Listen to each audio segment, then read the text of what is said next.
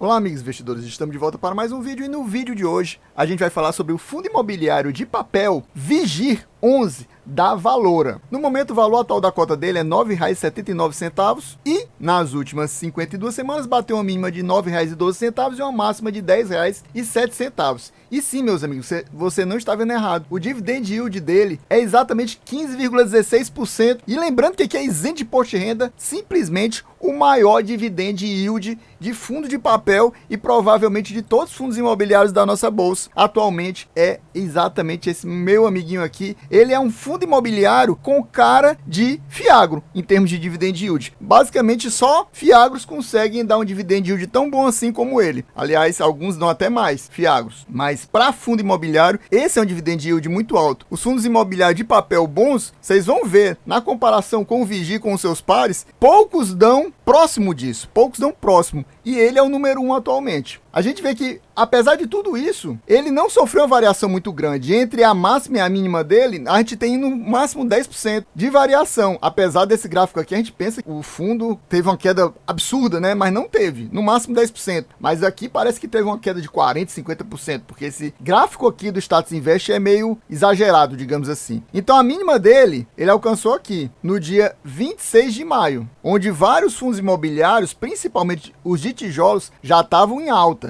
Ele não, ele caiu, teve essa queda aqui. Não me lembro de nenhum motivo para ele cair tanto assim. Provavelmente um rendimento menor distribuído fez ele cair aqui. Combinado com a DataX, por exemplo. Estou citando exemplos que podem ter acontecido, mas eu não creio que tenha sido isso. Algum motivo aí estranho fez ele cair muito nesse final do mês de maio desse ano. Mas você vê que ele já se recuperou muito. E quem pegou ele nesse valor aqui e, por exemplo, se desfez dele quando ele bateu esse topo aqui de 9,98, um dos mais altos no último ano, ganhou quase 10%. A gente vê que a máxima dele foi obtida bem aqui, ó, no dia 6 de dezembro do ano passado, quando na maioria dos casos os fundos imobiliários e Fiagro já tinham caído. Ele ainda estava com um patamar bom no final do ano passado. A maioria começou a cair no comecinho de novembro e ele ainda atingiu essa máxima dele aí no início de dezembro. Mas você vê que logo depois ele caiu, mas ainda ficou um valor bom, né? De 9,59, depois voltou a subir, cair até chegar aqui na mínima dele. A gente vê que o valor patrimonial da cota dele é R$ 9,64, ou seja, ele está com P sobre VP de 1,01, está um pouquinho acima do valor patrimonial. Muita gente não gosta de investir em fundo de papel quando ele está acima do valor patrimonial, mas aqui só está 1% acima do valor patrimonial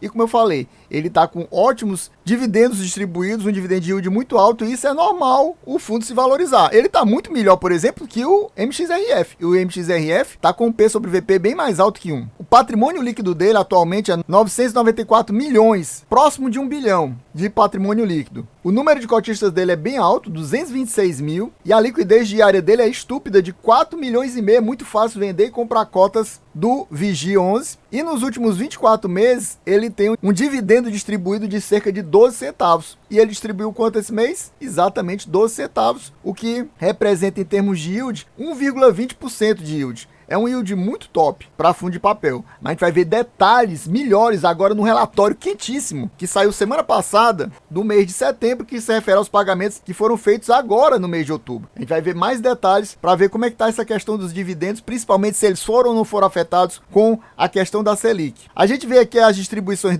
desde o ano passado e você vê que ele é um fundo que a Valora tem essa característica nos fundos dela, gosta de manter uma certa estabilidade na distribuição de dividendos. Se puder, ela mantém o mesmo dividendo o tempo todo, mas quando não pode, sobe um pouquinho, cai um pouquinho, mas é muito mais estável que a maioria dos fundos. Tem fundos que ficam o tempo todo subindo, todo o tempo descendo, subindo, descendo, subindo, descendo. Aqui não, ele tenta manter uma estabilidade. Você vê que no ano passado, em janeiro, ele distribuiu apenas 9 centavos, aí depois 11 centavos em fevereiro, aí foi para 12 centavos em março, aí ó, 12, aí subiu 13, aí voltou para 12 praticamente, aí subiu para 13,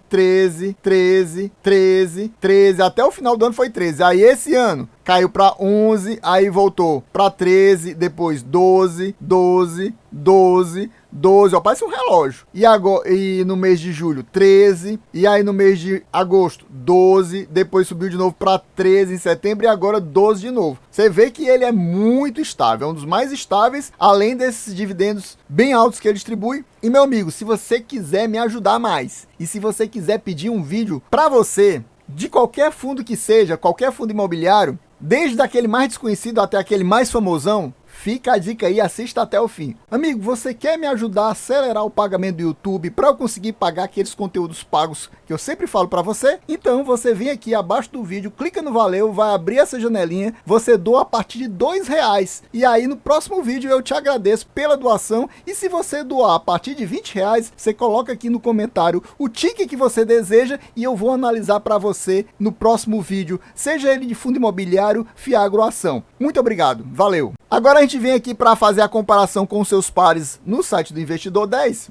E como eu falei, ele é o número 1 em dividend yield. Nos últimos 12 meses, está com 15,12% distribuído. Lá no Status Invest era 15,16%, mas é praticamente a mesma coisa. E você vê que na cola dele está o Habitat, que é da XP, com 15,08%, muito próximo. Tem esse aqui, ou JP, por exemplo, um fundo que ninguém fala. Se você quiser um vídeo desse, você segue a dica do Valeu e eu já faço um vídeo para você sobre esse OJP. Aí depois, mais perto dele, o BCRI. Aí a gente vai começar a ver os famosos aqui, ó, KNCR 13,48, já na quinta posição, o HGSR na sétima posição. E, por exemplo, fundos que eram famosos até o final do ano passado, com dividendos yields muito altos, por exemplo, como o Iridium, tá aqui apenas na oitava posição, com 12,94%, para vocês verem. Um que falam muito é o Canip, ó, menos de 10%, mas também esse aqui é muito estável, mas também ele é só para investidor qualificado, então não é qualquer um que pode investir nele. Já em termos de P sobre VP, ele é o terceiro mais caro da bolsa. Esse aqui,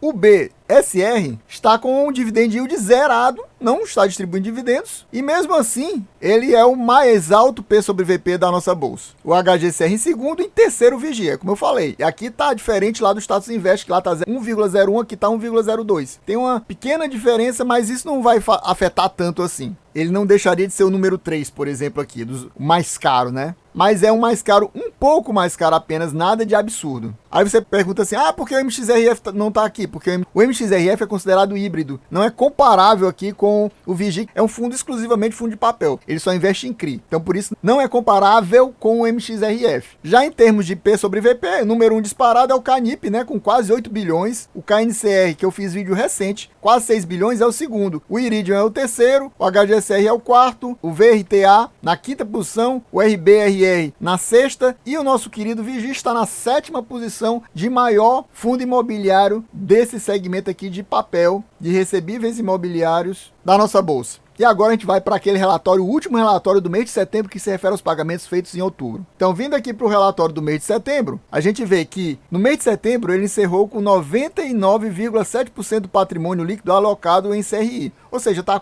praticamente com todo o dinheiro que ele tem alocado em CRI. E são 50 operações diferentes. No mês passado eram 49, aumentou em uma. E um total investido de praticamente 992 milhões. No mês de setembro, o fundo adquiriu 30,3 milhões, distribuído em 5 operações distintas, das quais 3 já existiam na carteira e todas indexadas ao CDI. Vocês vão ver que ele é praticamente um fundo 100% investe em CRIs, certificado de recebíveis imobiliários, e praticamente 100% atrelado ao indexador CDI. Ele tem um pouquinho de PCA, mas quase nada. Pode até se dizer que ele é 100% CDI. O fundo vendeu 40,3 milhões, ele comprou 30,3 milhões e vendeu 40,3 milhões em CRIs e recebeu uma amortização no valor de 15 milhões,8. E foi quitado esse CRI aqui, Praias 175S, no valor de 4 milhões. E a distribuição de dividendo foi de 12 centavos, como a gente já viu, dando uma rentabilidade de CDI mais 3,5%. Agora o detalhe, ele não falou por que caiu o rendimento de 13 para 12, não falou. Mas a gente aqui vai fuçar na DRE do fundo para ver qual o motivo provavelmente. Eu creio, ele não fala, mas eu creio que foi a queda da Selic do mês de agosto, que está sendo refletida apenas agora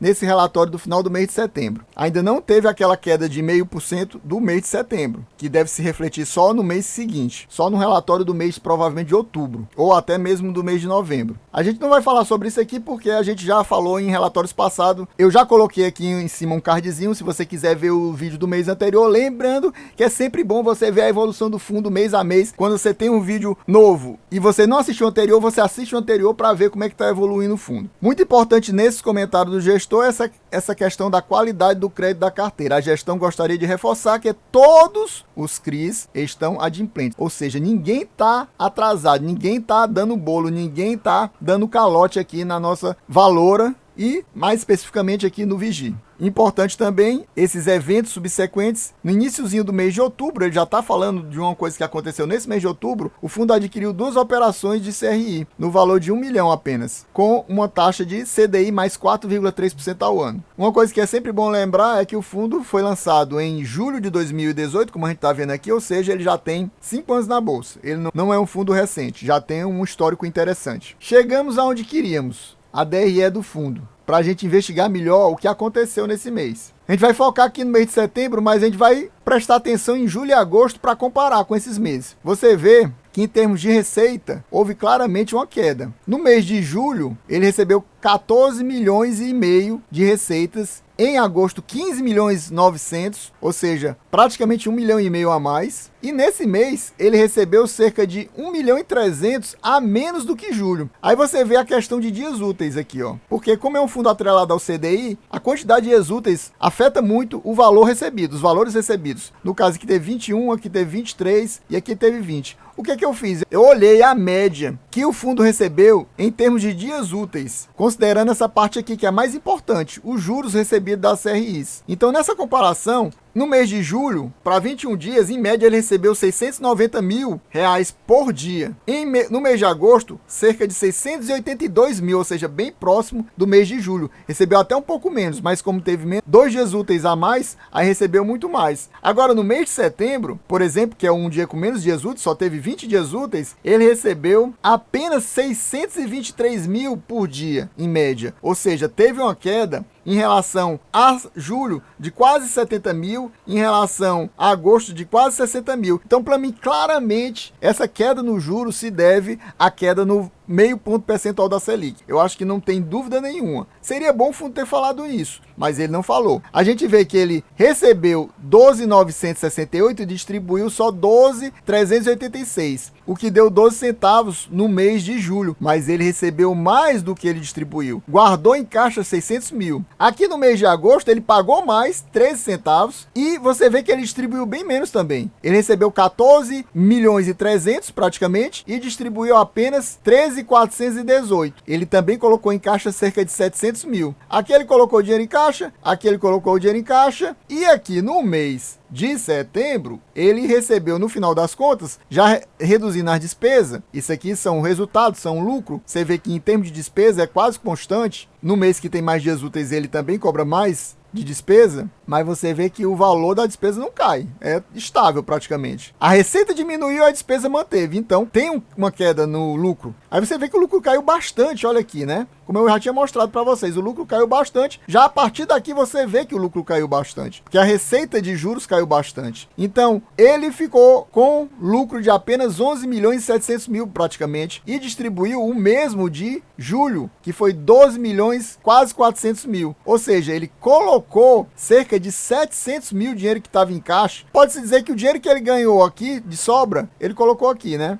Aqui, por exemplo, sobrou quase 900 mil. Então, ele conseguiu guardar mais. Mas aqui, mais ou menos, ele guardou 700 mil e colocou aqui para pagar e completar o rendimento para pagar 12 centavos e não ter uma queda absurda, né? Só que você vê aqui que nesse histórico de rentabilidade e distribuição, ele fala que o fundo tem em reserva de caixa apenas 1 centavo. Ou seja, se nesse mês, no final do mês de outubro, os rendimentos dele totalizarem o equivalente a 11 centavos, se ele colocar esse 1 centavo, zera a reserva de caixa e provavelmente no mês que vem não vai ter mais jeito, vai ter que cair o rendimento e não vai ser mais 12, vai ser 11. E a gente ainda tem a queda do meio ponto percentual da Selic, que deve afetar esse mês. Se não afetar esse mês, afeta no próximo mês. Então, a gente ficar atento a tudo isso. É quase certeza que no próximo mês, esse rendimento aqui cai de 12 para 11 centavos. Tem uma grande chance. Pode até não cair nesse mês que vem, mas no outro acho que já não tem mais jeito, porque ele vai zerar a reserva dele de caixa, e aí eu acho que não tem mais para onde correr. Nesse mês aqui, tem mais dias úteis, então por ter mais dias úteis, pode ser que ele gere mais receita e acabe ainda conseguindo manter os 12 centavos. Mesmo com a queda de 1 ponto percentual no total da Selic, que afeta o CDI. Mas vamos ver, vamos esperar para ver. Aí eu acho que no mês de novembro não tem como escapar. No mês de novembro, que vai ser pago em dezembro, deve ter uma queda de pelo menos 1 centavo aqui nos rendimentos, o que ainda é um rendimento muito alto, diga-se de passagem. Você está vendo que ele está distribuindo equivalente a 1,20% ao mês, é um rendimento muito top ainda.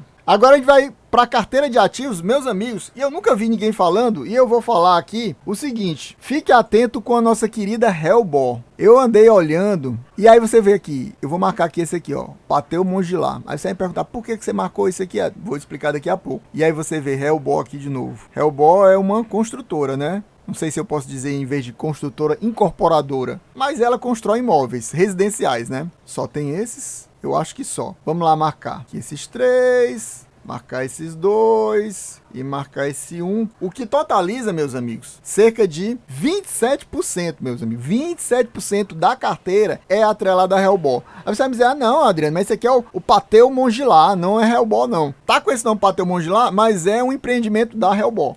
Esse é o detalhe. Eu tava pesquisando por Hellball e apareceu Hellball, Pateu Mongilar. E aí é também residencial, imóvel residencial. Você vê aqui, ó, que tá tudo residencial, ó. Segmento é residencial. Se a gente for ver, a maioria dos CRIs aqui do Vigi são residencial. A gente vai ver daqui a pouquinho os detalhes da carteira dele, desses percentuais por segmento, e o segmento principal do Vigi é residencial. Ou seja, se tiver problema em residencial, ele tem problema na carteira. Agora, com queda de taxa de juros, vai ser sempre bom para residencial, porque mais gente começa a comprar imóvel, né? Começa a comprar apartamento, começa dessa forma a destravar valor, digamos assim, e movimentar isso aqui. Então, por isso é bom essa queda nos juros. Então é só um ponto de atenção para você ver que a Hellball, se der um problema na Hellball e ela resolver dar um calote aí, por falta de não ter condições de pagar a dívida dela com o Vigi, o fundo vai perder muito valor. Você vê que a maioria não tem taxas absurdas, mas também não são taxas maravilhosamente baixas. CDI mais 3%. Eu vejo que a maioria dos fundos que tem problema com os pagadores é normalmente quando tem uma taxa mais alta, é tipo CDI mais 7, CDI mais 10, CDI mais 8, e aqui é uma taxa mais, digamos, mais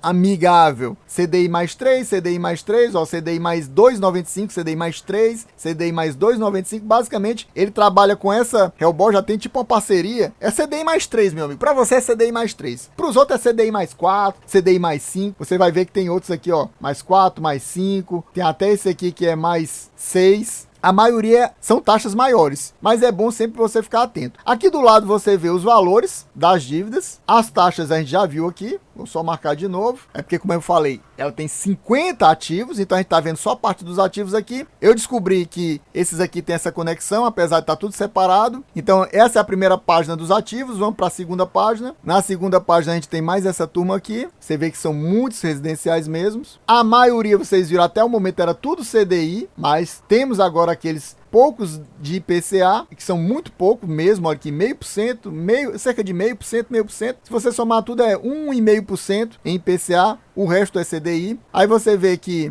o total da carteira do fundo é 991 milhões, mas ele tem um pouquinho em caixa, mas só que ele tem umas compromissadas reversas, que eu sempre estou falando em quase todo vídeo. Compromissado reverso, para quem não sabe, é que ele entrega uma CRI dessas aí para algum banco ou instituição financeira qualquer, essa instituição empresta dinheiro para ele, só que pagando juros, e ele tem a obrigação de recomprar aquele CRI no futuro, além de pagar esses juros, o valor que foi emprestado. Então é uma dívida que ele tem, e no total aqui sobra um pouco de caixa líquido e ele fica com 994 milhões. Aproveitando aqui, meus amigos, que você me dissesse aqui, você possui Vigi na sua carteira? Você está pensando em colocar ele? Qual outro fundo imobiliário desse segmento aqui, exclusivamente de papel, você tem na carteira? Coloque aqui nos comentários para eu saber. E para fechar o nosso vídeo, a gente vai ver aqui os percentuais da carteira em relação ao tipo de ativo que o fundo possui. Como eu falei, ele é praticamente 100% CRI. Tem um pouquinho de dinheiro em caixa. Eu nem considero o caixa como se fosse um ativo, mas é um ativo. Basicamente, ele é um fundo 100% CRI. E como eu falei, praticamente um fundo 100% CDI. Por isso que eu digo que ele é uma cara de fiagro, porque a maioria dos fiagros são 100% CRA, que é o certificado recebido do agronegócio, que é o equivalente ao CRI aqui dos fundos imobiliários. E a maioria também é 100% CDI. Então ele é um fundo imobiliário com cara de fiagro por causa disso. Não por causa das características que são diferentes, a dinâmica de fundo imobiliário e fiagro. E normalmente fiagro é mais arriscado porque eles cobram as taxas maiores, até por isso também distribui dividendos maiores. A maioria deles, no caso, não todos. E a gente vê que ele ainda tem um pouquinho de IPCA, como eu tinha mostrado para vocês. E aqui, na questão de segmento, como eu falei para vocês, ele é muito atrelado a residencial, 93%, a gente viu que quase 30% daí é Hellball. Quase 30% desses 93% é Hellball. Bó. Aí ele tem um pouquinho em shopping, um pouquinho em hospital e um pouquinho em escritório. Somando todos os três, dá cerca de 7%, sendo que a maioria, depois de residencial, é escritório, que é cerca de 5,5%. Então, meus amigos, a gente vai ficando por aqui. Espero que vocês tenham gostado. Quem gostou já sabe. Se não for inscrito, se inscreva agora. Deixa aquele likezão, ativa o sininho. É isso aí, valeu, até a próxima e fui!